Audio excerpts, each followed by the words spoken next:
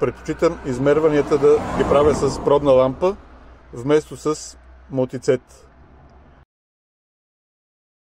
Както се вижда, в момента имаме захранване от 12 волта. Поднасям пробна лампа към тези 12 волта и напрежението пропада и пробната лампа не светва. Ето. А когато имаме постоянен и стабилен плюс, пробната лампа трябва да светне. Както е в този случай.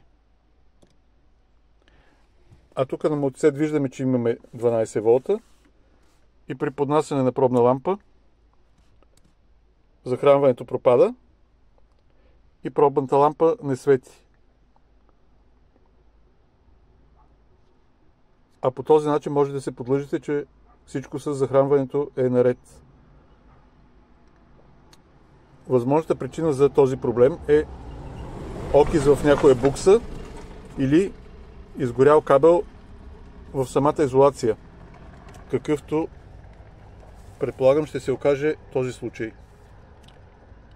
Ето на това място кабелът ми изглежда прегорял.